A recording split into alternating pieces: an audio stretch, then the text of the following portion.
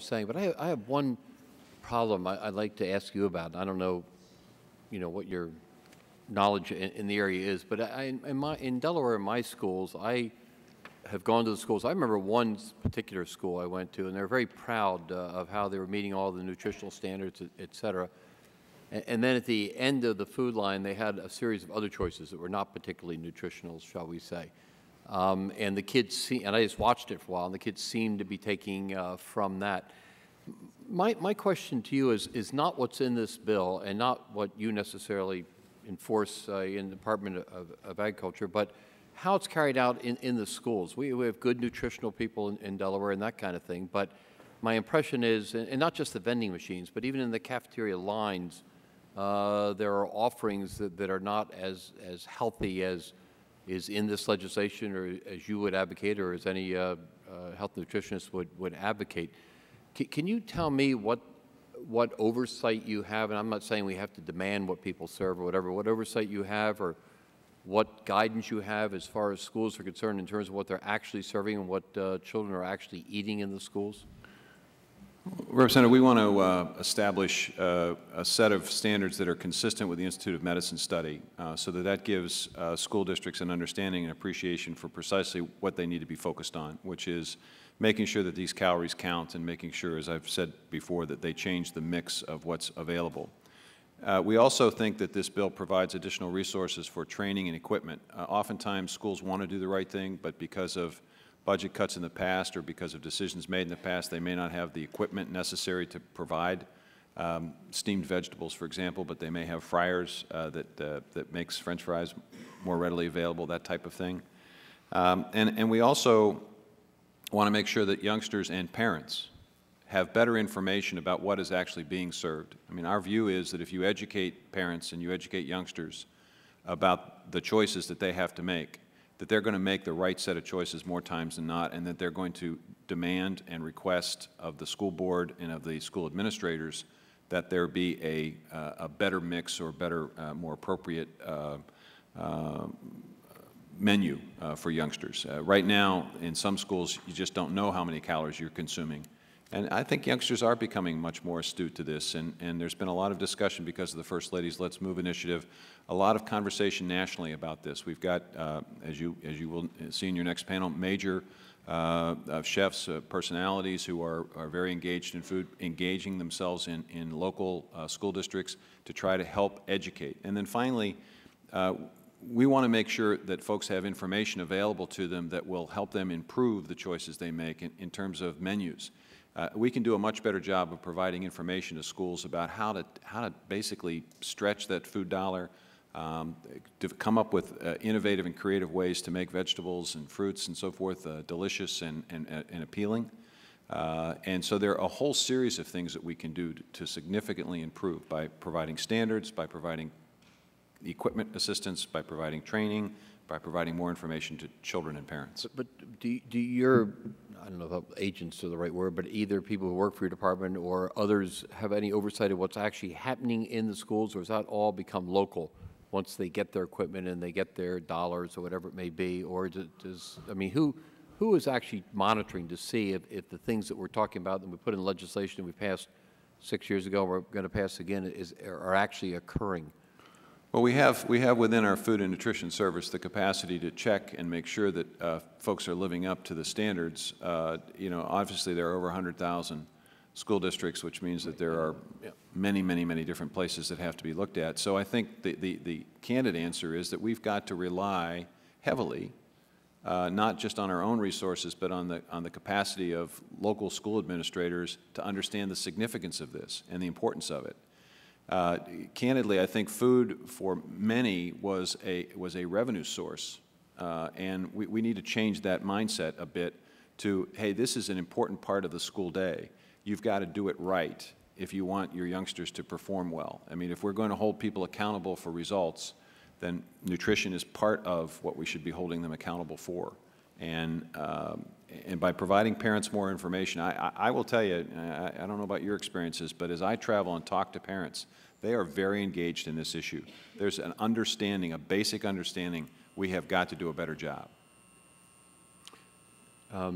Well, my time is up. Mr. I Loebsack. yield back, Mr. Chairman. Thank you.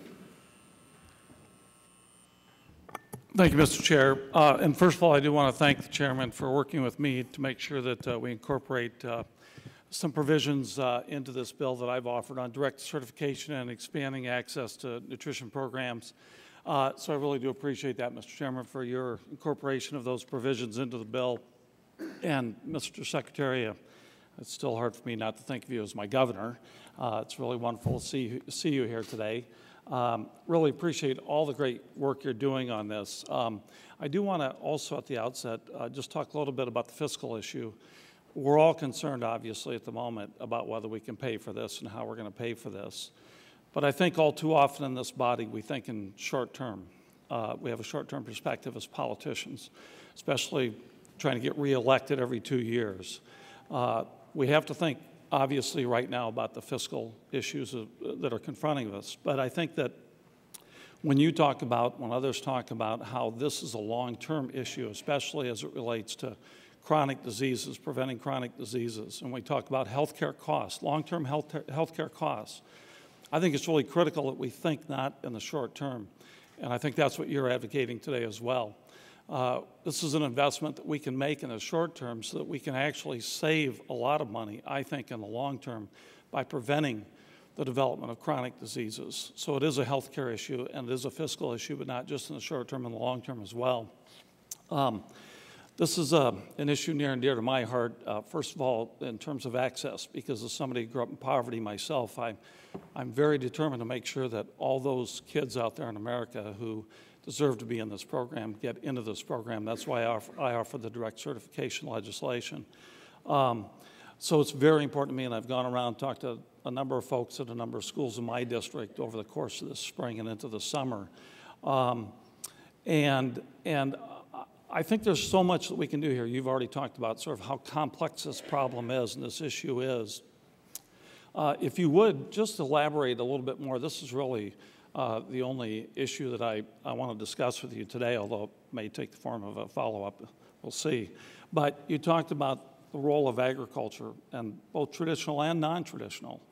A lot of my friends are involved in community-supported agriculture in Iowa, and you're very aware of what that program is. That's part of the farm-to-school effort, or could be part of the farm-to-school effort.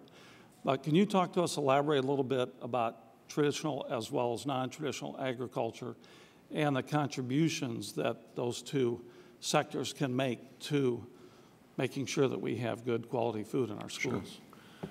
Well, I mean, I think it's important to recognize that all sizes of agriculture can contribute. There are, I'm just thinking of your congressional district, of which I'm quite familiar because my home area is there. I mean, there are turkey producers, for example, in your district, in your congressional district. There's no reason in the world why those producers can't be providing lean, low-fat protein for school lunch programs. What we may need is to make sure that there is a supply chain available. We may need to make sure that school districts that are maybe 50 miles away from those producers understand and appreciate that turkeys are being raised in Henry County, Iowa, in the southeastern part of the state of Iowa. They may not know that. The same thing may be true for pork. Opportunities there for production agriculture to participate, but we need to make the connection. People just aren't thinking about that. And we need to make sure that we have, as I say, the supply chain. On the other hand, you've got folks who are transitioning some of their property to orchards, to vegetable production systems. They too need to be connected. And there, I think the key is to make sure that there's sufficient numbers of them so that school districts have some predictability and consistency that they can rely on. I think the benefit that they currently have under the system is that they can order fruits and vegetables. They may travel 1,000 miles to get to them, but they know that they'll always have a supply. That's right. And here, the growing season, depending upon the growing season, there may be some limitations. But again, consistency is important. And then making sure that that the safety issues are addressed. So it is about setting up a system and an infrastructure, which we're prepared to do and anxious to do. we want to reconnect. It's also, as the chairman indicated, encouraging schools to have their own gardens. These are tremendous learning experiences and opportunities. I mean, it is amazing what a science teacher, a math teacher, an environmental teacher can do with a small garden. And it's amazing to see children's reaction when that tomato occurs, or when that green bean is picked, or that pea is consumed, and they see it in the lunch line. They have a sense of pride and ownership. So there are a multitude of ways in which we can do this and should be doing it. And if we do it right, all parts of agriculture can be connected and benefit. And most importantly of all, then the rest of us can better understand and appreciate exactly what our farmers and ranchers do, whether they're small commercial operations or very, very large production agriculture operations. They are providing something extraordinary to us. And, you know, candidly, they're very underappreciated, in my view, in this country. Thank you so much. Thank you, Mr. Secretary, and thank you, Mr. Chairman. Councilman Biggert. Thank you, Mr. Chairman and Mr. Secretary.